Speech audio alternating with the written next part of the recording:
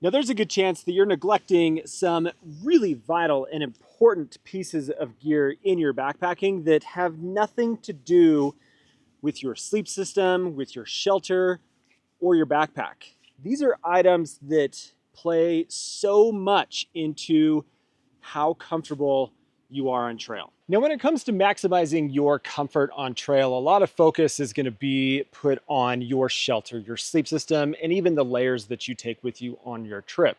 All of that is important. It does provide the opportunity to be protected from the elements, to keep you warm and be more comfortable. But beyond those items, there are clothing items that you wear on your body as you're hiking and around camp that aid so much in your opportunity to be comfortable out on the trail. So I want to talk about today all of the clothing items that I feel like are super important to pay attention to, that you wear as you're hiking so that you're able to stay dry, stay warm, be as comfortable as you possibly can be, and enjoy your time out in the backcountry. Now, I think one of the highest priority items that you focus on for comfort on the trail is the footwear that you choose to wear when you're out on a trip.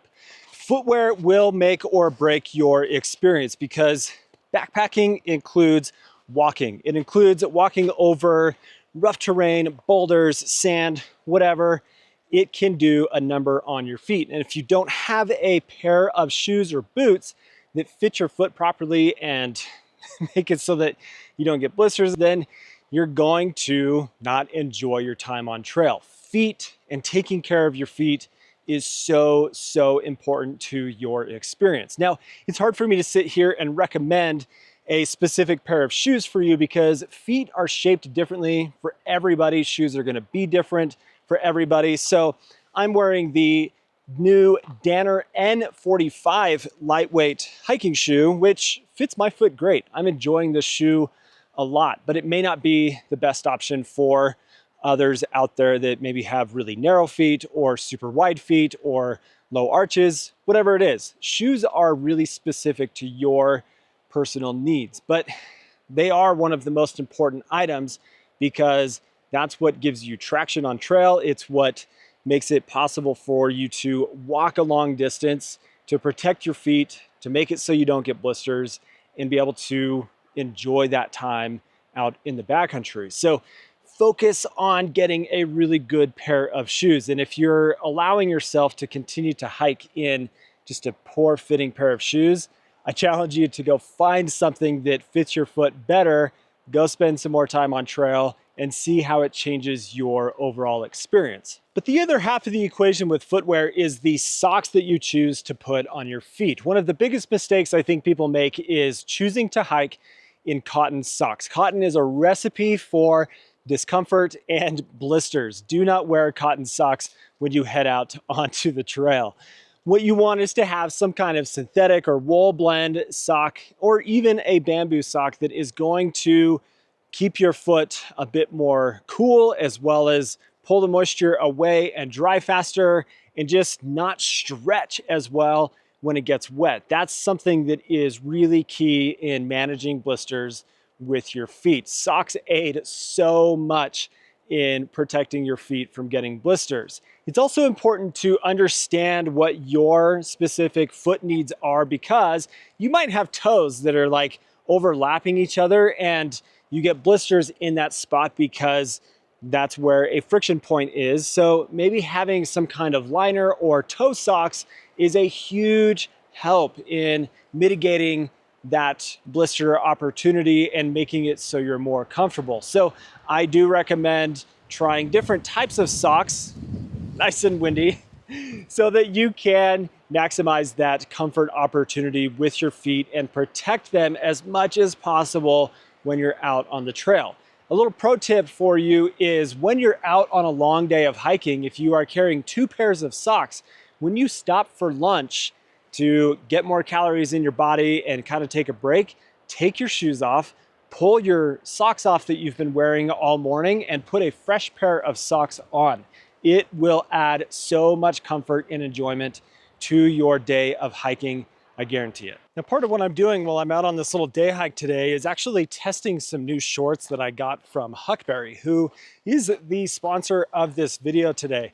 It's funny, shorts for me have been one of the most difficult apparel items for me to find that makes it so I'm comfortable on trail. I always seem to struggle with the shorts either being too long, or they don't dry quickly, or they fall apart, or from a guy's perspective, things get twisted and I don't enjoy those shorts out on trail. And so then I find myself wearing pants and potentially getting overheated out on really hot days, and it's just not ideal. So part of what I'm doing is testing this new pair of shorts.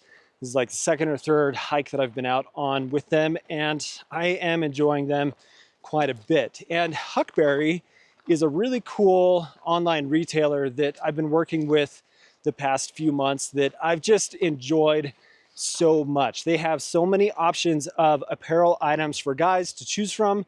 They are kind of like a guy-specific type of online retailer with a bunch of different apparel to choose from, whether that's like more casual stuff or if it's more trail-focused kind of apparel, as well as like everyday carry items like knives and wallets and watches and stuff, and even some camping gear to choose from. If you want to learn more about Huckberry, I've got some links down in the description, as well as for some of the items of apparel that I'm wearing today that you can get from Huckberry. So I want to thank them for sponsoring this video today, and let's find a place to drop the pack and talk about more shorts and pants and shirts for use on the trail to be more comfortable when you go out.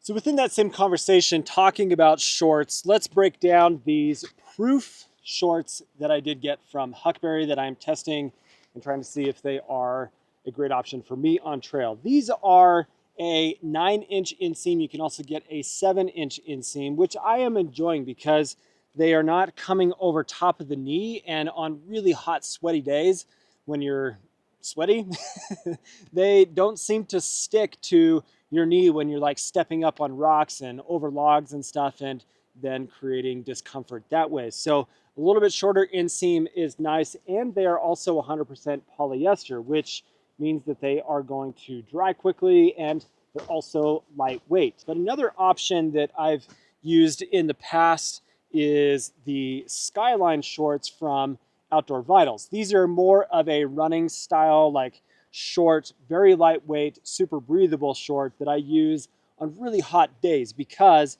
you've got a mesh piece here that's really breathable around the crotch, and they also don't require a belt. They're very lightweight, and like I've swam in these and they dry really, really quickly. So those are another good shorts option. But the conversation of whether you wear shorts or pants is really going to come down to the season, as well as maybe what the environmental factors are. Is there a bunch of bugs? Are there ticks that you have to worry about? And in wearing shorts, is that exposing you more to those environmental factors? And so wearing pants is a better option. Those are just things to consider in the overall comfort that you might have out on trail. Sometimes I'm in areas where there is a ton of bushwhacking, and I'm not really interested in having my legs get all thrashed and bloody and beat up from the bushes and thorns and such that I might be going through. And so even though it might be a hot day, I'm going to choose to wear pants in that case. And my absolute favorite pair of pants has been this pair of EcoTrek trail pants from Livesyn. These pants have been through the ringer. They have a fantastic fit.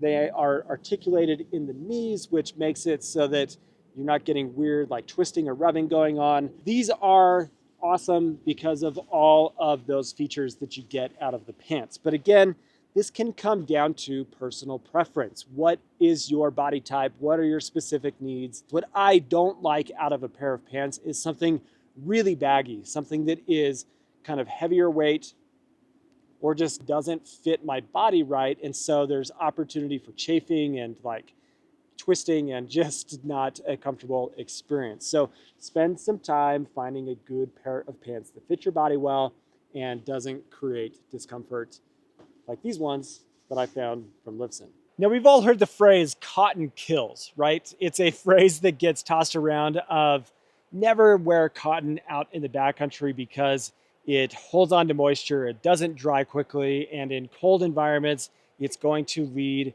to the opportunity of hypothermia, which is absolutely correct. But it's maybe not as intense as maybe a lot of people put it out there to be. It is just something to be mindful of. But there are aspects of being more comfortable on trail by not wearing cotton that you get from other materials that make it so that you just enjoy yourself as much as possible. And that comes down to wearing a polyester type of shirt or a merino wool shirt as well. And those materials are going to wick moisture away from your body. They're going to promote the ability for you to dry as quickly as possible. And they're also lightweight and they don't stretch a lot, and they just maximize, again, the opportunity for comfort. So let's talk about this shirt here first.